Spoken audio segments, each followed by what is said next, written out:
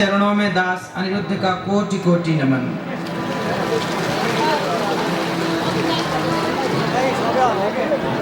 हजूर हरु अरामई हनुहंस। आप सब ठीक हैं? आप सबके घर परिवार में सब आनंद है? चलो भगवान पशुपतिनाथ की कृपा से आप सबके घर में यूं ही आनंद बरसता रहे। आपके घर में, आपके घर आंगन में बच्चों की किलकारियां गूंजती रहें। सदा आप सुखी और स्वस्थ रहें।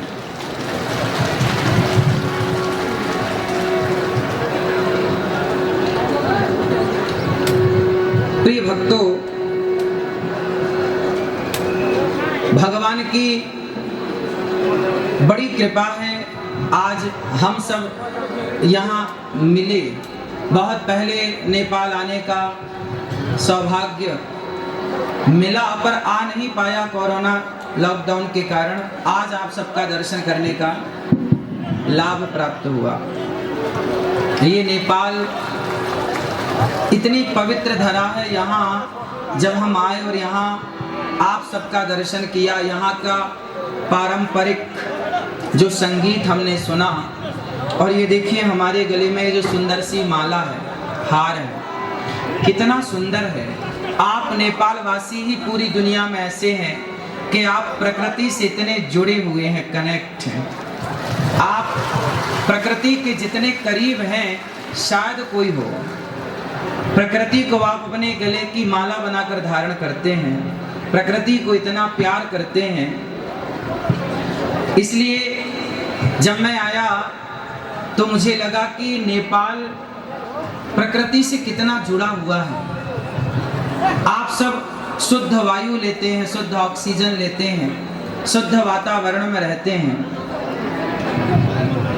इसलिए आप सभी एक बार बोलिए, नेपाल आमा को, नेपाल आमा को, भारत माता की, भारत माता की। आप सभी नेपाल वासियों को, क्षेत्र वासियों को बहुत बहुत धन्यवाद कि आपने ये दास को यहाँ आने का अवसर दिया। हमारे मानव सेवा फाउंडेशन श्री बाल योगेश्वर श्री विजय कृष्ण मूर्ति जी महाराज, जिन्होंने इस यज्ञ का संकल्प लिया और आप सब, हम सब जुड़ पाए इस सुंदर से संकल्प से। एक बार सुंदर तालियां आयोजनकर्ता समिति पूज्य महाराज श्री के लिए। पूज्य श्री चैतन्य कृष्ण महाराज जी यहाँ पधारे और आप सभी के श्री चरणों में दास का पुनः कोटि कोटि नमन। अब आप सब ये बताएं कि आप में से कितने लोग वृंदावन आए हैं, गौरी गोपाल आश्रम आए हैं। मैं आप सबको निमंत्रण देने आया हूँ। आप सब जल्दी से जल्दी वृंदावन गौरी गोपाल आश्रम आए और गौरी गोपाल आश्रम में जितनी वृद्ध माओं की सेवा चल रही है, वहाँ जितनी सेवाएं चल रही हैं, अपनी आंखों से आकर के वहाँ की सेवाओं को देखें। आज जानते हो ये अनिरुद्ध आपके बीच में क्यों आया है? यहाँ मुझे भगवान पशुपतिनाथ जी ने बुलाया है। उन्होंने बुलाया आप सबके माध्यम से और ये दास चला आया। तो जानते हैं भगवान पशुपतिनाथ जी ने हमें क्या कहने के लिए बुलाया है? आप जानना चाहेंगे? कितने लोग जानना चाहेंगे? भगवान पशुपतिनाथ जी कहना चाहते हैं, देखिए भगवान कभी डायरेक्ट नहीं कहते, भगवान किसी से कहवाते हैं। जब हनुमान जी लंका गए तो राम जी ने नहीं कहा कि लंका जला के आना। त्रिजटा को एक सपना आया कि सपने बानर लंका जारी, जातु धान सेना सब मारी। तो त्रिजटा ने माता सीता को सपना सुनाया और कहा कि आज मैंने सपने में देखा कि एक बंदर आया और पूरी लंका को जला करके चला गया।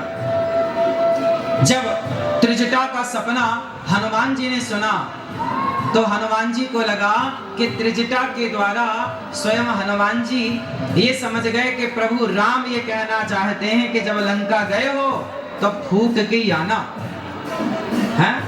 लंका गए हो तो रावण के घमंड को जला कर ही आना। मानो ये संकेत हनुमान जी के द्वारा, त्रिजटा के द्वारा हनुमान जी तक राम जी ने पहुंचाया। उसी तरह एक सुंदर सा संदेश आपके बीच में ये दास अनिरुद्ध लेकर के आया है, और वो संदेश सिर्फ इतना है कि आज नेपाल में आप सब संगठित रहें। आपको पता है, जब जब हम जातियों में बंटते हैं तब तब हम बहुत बड़ी हानि कर लेते हैं अपनी। अच्छा बताइए आप सब लोग, क्या हमें जातियों में बंटना सही है? उत्तर दो। मैया, ओ मेरी प्यारी माँ, बैठ लो मेरी माँ, सुन लो, हमें जातियों में नहीं बंटना चाहिए। नेपाल में जातियों में लोग बटे हैं या नहीं, हम आपसे पूछ रहे हैं, बताइए। नेपाल के लोग जातियों में तो नहीं बटे। हम सबकी एक जाति है, हम सबकी जाति है मानव जाति, हम मनुष्य हैं। बड़े भाग्य मानुष तन पावा, और सुर दुर्लभ सद ग्रंथन गावा। हम सब मानव हैं, हम सब मनुष्य हैं, और हम जातियों में ऊंच नीच में ना बटें, हम संगठित रहें। आज नेपाल में जानते हो, आप सबको पता होगा कि आज पूरे नेपाल में धर्म परिवर्तन की घटनाएं बहुत तेजी से फैल रही हैं। आप कितने लोग जानते हैं कि नेपाल में धर्म परिवर्तन हो रहा है? कितने लोग जानते हैं? बताइए, ये धर्म परिवर्तन होना सही है? उत्तर। तो धर्म परिवर्तन को कितने लोग रोकना चाहते हैं? तो आप सबको भगवान पशुपतिनाथ जी जिम्मेदारी देना चाहते हैं कि आप सब एक मुहिम क्यों नहीं चलाते? ये जितने हमारे मीडिया के भाई हैं, आप जितने हमारे बड़े बुजुर्ग हैं, माताएं, बहनें, भाई, सब एक मुहिम चलाइए और गांव-गांव में, घर-घर में जाकर के लोगों को समझाइए कि भगवान श्री कृष्ण कहते हैं, स्वधर्मे निधनम श्रेयः परधर्मो भयावह। अपने धर्म में रहना ही श्रेष्ठ है, अपने धर्म का त्याग कर देना श्रेष्ठ नहीं है। इसलिए हम सबको अपने धर्म में अडिग रहना चाहिए। और आप सब अपने धर्म का पाठ क्यों नहीं पढ़ाते? अच्छा बताओ, यदि धर्म परिवर्तन हुआ तो आज हमारा नेपाल हिंदू राष्ट्र है या नहीं? उत्तर दो। हिंदू राष्ट्र है कि नहीं नेपाल? हाँ या ना? हाँ, तो हिंदू राष्ट्र है। और कौन कौन चाहता है कि ये सदा हिंदू राष्ट्र रहे नेपाल? चाहते हो? हिंदू राष्ट्र यदि चाहते हो तो आपके अंदर ये भावना होनी चाहिए और ये काम आपको करना पड़ेगा कि आप नेपाल में जो धर्म परिवर्तन तेजी से हो रहा है, उस धर्म परिवर्तन को रोकना पड़ेगा। कैसे रुकेगा? हम सब जागें, ये मीडिया वाले भाई जाएं, सवाल करो, जो धर्म परिवर्तन कर लेते पूछो कि तुमने धर्म छोड़कर क्या पा लिया, क्या पा लिया और आगे क्या पाओगे। जो व्यक्ति अपने धर्म, हमारे यहाँ मर गए लोग लेकिन अपने धर्म को नहीं छोड़ा। अच्छा बताइए, राम के पास क्या है, धन या धर्म? बोलो, रावण के पास क्या है, धन कि धर्म? रावण के पास धन है, धर्म नहीं, और राम के पास धर्म है, धन नहीं। हाँ या ना? लंकापति रावण सोने की लंका में रहता है, बड़ा धनवान है, पर उसके अंदर धर्म नहीं है। अरे धर्म होता तो पराई स्त्री का अपहरण क्यों करता? इसलिए रावण के पास धन तो है पर धर्म नहीं है। जबकि राम 14 वर्ष वनवास में थे, उनके पास धन नहीं था पर धर्म था। तो धर्म था तो आज घर घर में राम की पूजा होती है, धर्म था इसलिए। और धन था रावण के पास, धर्म नहीं था तो घर घर पुतले जलाए जाते हैं, गली गली पुतले जलाए जाते हैं रावण के। आज आप कितने लोग मानते हैं कि धन से बड़ा धर्म है? धन बड़ा कि धर्म बड़ा? बोलो। अरे धर्म रहेगा तो धन आ जाएगा, जब धर्म ही नहीं रहेगा तो फिर धन करोगे क्या? इसलिए धन हो पर धर्म पूर्वक धन हो। यदि आपके धन में धर्म नहीं जुड़ा तो वह धन किसी काम का नहीं है। इसलिए मेरे प्यारे, नेपाल शब्द का जब मैं यहाँ आया, एयरपोर्ट पे आया, तो नेपाल का मैंने एक अर्थ दिमाग में आया कि नेपाल के लोग कैसे होते हैं, नेपाली लोग कैसे होते हैं, नेपाल का अर्थ क्या है। तो देखिए, नेपाल जो नेकी का, ने मतलब नेकी, नेकी मतलब अच्छाई, जो नेकी का सदा पालन करें वो नेपाली हैं। जिनके हृदय में सदा नेकी बसती हो वो नेपाली है। नेपाली का मतलब क्या हुआ? नेपाल का मतलब क्या हुआ? जिसके अंदर नेकी बसती हो, मतलब जिसका हृदय नेक हो। नेक समझते हैं ना? अच्छा, गुड। तो आप सब नेक दिल वाले हैं, नेक हृदय वाले हैं, इसलिए आपको भगवान ने नेपाल में भेजा है। जाओ नेपाल की धरती में, आप यहाँ जाकर नेपाल में पशुपतिनाथ भगवान की सेवा करो, गंडकी माता की सेवा करो और शालिग्राम भगवान की सदा सेवा करो। आप सब अपने धर्म के प्रति अडिग रहना। हमारे देखिए, कुछ लोग होते हैं, हमारे पूरे नेपाल और भारत, ये दोनों देशों में कुछ लोग ऐसे हैं जो रहते तो नेपाल में हैं पर गुणगान किसी और देश का करते हैं। इसलिए आप सबको ये बता दो कि जिस माटी में हो ना, उस माटी के साथ विश्वासघात नहीं होना चाहिए, उस माटी से प्यार होना चाहिए, माटी के साथ विश्वासघात नहीं। अच्छा ये बताओ, दोस्त कैसा हो? आज मैंने सुना नेपाल का दोस्त कौन है? भारत और आसपास के जितने देश हैं, आप किन देशों से दोस्ती करना चाहेंगे? बताइए, आपसे मेरा सवाल है। आप नेपाल वासी, आपके पास में बहुत सारे देशों की सीमा है, किस देश से आप दोस्ती करना चाहेंगे? किससे? किससे? जोर से। भारत से। भारत से दोस्ती करना चाहेंगे? भारत तो सदा आपके साथ है और सदा हम और आप कभी दो थे ही नहीं, एक थे, एक हैं और एक ही रहेंगे। और जो लोग भारत और नेपाल के बीच में कोई जहर घोलने का कार्य करे तो समझ लेना कि ये दोनों देश का नुकसान चाहता है। अच्छा ये बताइए, हमारे भारत से लोग हजारों की संख्या में पशुपतिनाथ जी का दर्शन करने आते हैं कि नहीं? बोलो हाँ, हाँ या ना? भारत से हजारों लोग गंडकी माता का दर्शन करने आते हैं कि नहीं? भारत से लाखों लोग शालिग्राम भगवान लेकर जाते हैं कि नहीं? इसका मतलब है कि भारत की आस्था नेपाल से जुड़ी है। भारत नेपाल को अपना मानता है। भारत के आने से नेपाल की अर्थव्यवस्था मजबूत होती है। जरा विचार करो कि चाइना अगर नेपाल आया तो चाइना क्या पशुपतिनाथ भगवान का दर्शन करने आएगा? क्या गंडकी का दर्शन करने आएगा? क्या वो शालिग्राम भगवान की पूजा करने आएगा? अरे चाइना को नेपाल के धर्म से क्या करना?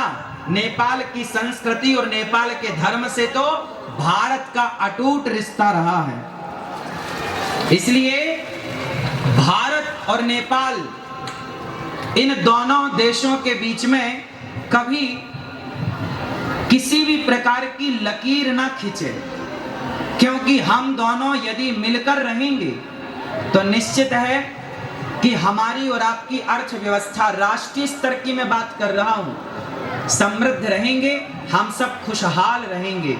और आपने यदि दोस्ती उन लोगों से कर ली जिन्हें गंडकी माता और शालिग्राम भगवान और पशुपतिनाथ जी से कोई लेना देना नहीं, तो सोचिए इस धर्म का, इस संस्कृति का क्या होगा। इसलिए मेरी आप सबसे प्रार्थना है, आप सब भारत आइए और गौरी गोपाल आश्रम में चल रही सेवाओं का दर्शन करिए। और सावन का ये पावन पर्व है। आप कितने लोगों ने सावन में व्रत रखा है? रखा है। भगवान शिव को जल चढ़ा रहे हैं कि नहीं? कौन सा जल? कौन सा जल? सारे जल चढ़ाओ, पर भगवान शिव को पता है कौन सा जल पसंद है? भगवान शिव को नेत्रों का जल पसंद है। इतना प्रेम उमड़ना चाहिए आपके भीतर शिव के प्रति कि आंखों से अश्रुधार बह पड़े और शिव जी के ऊपर जाकर चढ़ जाए। ऐसी नेत्रों की धारा। भगवान शिव को क्या पसंद है बताइए? प्रेम। राम ही केवल प्रेम प्यारा, और जान ले ये जो जाननी हारा। राम को क्या पसंद है? बोलो। नेपाल वासियों को क्या पसंद है? क्या पसंद है? नफरत पसंद है या प्रेम? क्या पसंद है? प्रेम। आप सब नेपाल वासियों को प्रेम पसंद है। और हमारे प्रभु राम भी कहते हैं कि राम ही केवल प्रेम प्यारा, इसलिए प्रेम से मिलजुल करके रहिएगा। अच्छा बताओ, नेपाल वासी आप कितने भाई हैं? जोर से, कितने भाई हैं आप लोग? हम सनातनी। आप में से कितने लोग सनातनी हैं? सत्य सनातन धर्म को जानने और मानने वाले कितने हैं? हाथ उठाओ सब। तो सुनो, हम सभी सनातनी, चाहे भारत में हो या नेपाल में हो या भूटान में हो या जापान में हो या अमेरिका या लंदन, कहीं भी सनातनी हो। सनातनी 4 भाई हैं। कितने भाई? कौन कौन से? ब्राह्मण, क्षत्रिय, वैश्य और शूद्र। हम चारों एक पिता की संतान हैं और हम चारों सदा से भाई रहे हैं। कुछ लोगों ने ये जातिवाद का जहर घोलकर हम लोगों को आपस में लड़ाने का कुछ लोगों ने षड्यंत्र किया। आपसे मेरी हाथ जोड़ के प्रार्थना है कि आप कभी षड्यंत्र में मत उलझिएगा। भारत में जब अंग्रेज आए तो उन्होंने नारा दिया, फूट डालो शासन करो। और उस फूट डालो शासन करो के तहत भारत को खूब लड़ाया जातियों के नाम पर, और हम आपस में लड़ते रहे और कई 100 वर्षों तक गुलाम रहा भारत। इसलिए मेरी प्रार्थना है कि हम जब जब लड़े हैं तब तब बटे हैं। इसलिए आप लड़ना चाहते हैं या संगठित होकर रहना चाहते हैं? कितने लोग संगठित होकर रहना चाहते हैं? तो फिर आप कभी मत लड़िएगा कि मैं ब्राह्मण, मैं क्षत्रिय, मैं वैश्य, मैं शूद्र। हम चारों भाई हैं और एक दूसरे के काम आना है, एक दूसरे के सुख दुख में खड़े होना है, एक दूसरे का सहयोग करना है। यदि हम बट जाएंगे ना तो मिट जाएंगे। इसलिए अपने आप को बटने मत दीजिएगा। जो बट गया वो मिट गया। रामचरितमानस में लिखा है कि जहां सुमति तहां संपत्ति नाना, जहां कुमति तहां विपत्ति निदाना। जहां एकता है, जहां संगठन है, वहां संसार की समृद्धि है, सुख है, शांति है। और जहां आपस में लड़ाई झगड़ा है, वहां सिवाय दुख के कुछ नहीं। इसलिए संगठित रहे, हम सब संगठित रहें। आप सब भगवत चिंतन करें, भगवान से प्रेम करें और अपने धर्म को समझें। धर्म का कभी परित्याग नहीं करना चाहिए। अच्छा बताओ, नेपाल के लोग शराब पीते हैं कि नहीं? हाँ या ना? शराब पीते हो? हाँ या ना? ना? हाँ। शराब नहीं पीना। शराब पियोगे तो सब कुछ बर्बाद हो जाएगा। इसलिए खान पान शुद्ध, इसलिए खान पान को पवित्र करिए। आप लोग मांसाहार तो नहीं करते ना? शुद्ध शाकाहारी हैं। कितने लोग शुद्ध शाकाहारी हैं? शाकाहारी हैं। कभी भी अपने स्वाद के लिए किसी जीव की हत्या नहीं करनी चाहिए। हमें अच्छा लगता है इसलिए हम किसी को मार कर खाएं, कितना बड़ा पाप है। बताइए, अपने स्वाद के लिए किसी को मारना सही है? इसलिए जीव हत्या पाप है। इसलिए हम भारतीय, हम सनातनी है ना, हम हिंदू है ना, हमें कभी अपने स्वाद के लिए किसी की हत्या नहीं करनी। हमारे धर्म में लिखा है अहिंसा ही परमो धर्मः। किसी की हत्या करना पाप है और किसी को जीवन दान देना पुण्य है। इसलिए आप किसी की हत्या ना करें, ऐसी मेरी प्रार्थना है। शराब इत्यादि से अपने आप को और अपने बच्चों को बचाएं।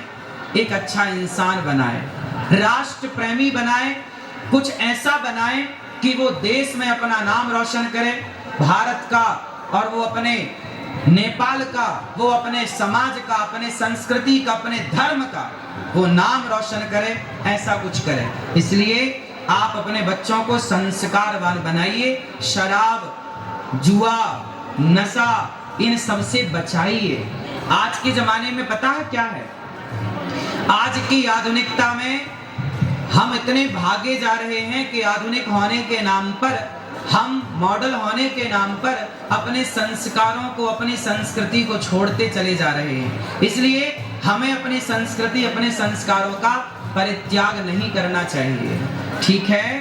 तो आप कितने लोग मांसाहार और शराब से बचेंगे, अपने बच्चों को बचाएंगे और अच्छे संस्कारवान बनके अपने राष्ट्र की सेवा करेंगे? ठीक है? आप सभी का बहुत बहुत धन्यवाद। आपने इतने आनंद के साथ दास अनिरुद्ध को सुना। हमें आपके बीच में आने का मौका मिला। आप सबको मेरी प्रार्थना है, आचार्य चरणों को प्रार्थना है, मंचस्थ सभी भक्तजनों को प्रार्थना है कि आप सब वृंदावन आए, गौरी गोपाल आश्रम में आए और गौरी गोपाल आश्रम आकर वृंदावन में वहाँ वृद्ध माओं की सेवा हो रही है। 281 वृद्ध माएँ गौरी गोपाल आश्रम में रहती हैं। 150 बच्चे वहाँ निःशुल्क पढ़ते हैं। अखंड लंगर रसोई चलती है, सब आकर के प्रसाद पाते हैं। ये सारी सेवा बिहारी जी ने दी है। बोलिए बांके बिहारी लाल की, कृष्ण कन्हैया लाल की, राधे राधे। आप सबके चरणों की धूल को ये दास अनिरुद्ध कोटि कोटि नमन करता है। आप सभी नेपाल वासियों को बारंबार दंडवत प्रणाम। आप सभी के चरण रज को प्रणाम। आप सभी के माता पिता को प्रणाम। आप सभी के गुरुजनों को प्रणाम। आप सब यहाँ प्रेम पूर्वक बैठे हैं। आप सब ने इस सुंदर से आयोजन में सम्मिलित होकर भगवान शिव का दर्शन करके अपने जीवन को कृतार्थ किया। हमारे श्री बाल योगेश्वर श्री विजय कृष्ण मूर्ति जी जो संकल्प करता है और रामकृष्ण उपाध्याय हिंदू जागरण नेपाल अध्यक्ष और राष्ट्रीय सभा को उपाध्यक्ष माननीय श्री विमला धीमरे जी, आप सबका बहुत बहुत धन्यवाद।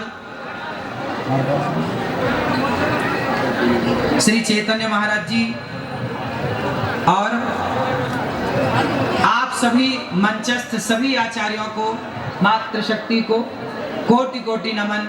आप सबको जय श्रीमन नारायण, जय श्री कृष्णा, राधे राधे। नेपाल आमा लो आमा को जय, भारत माता की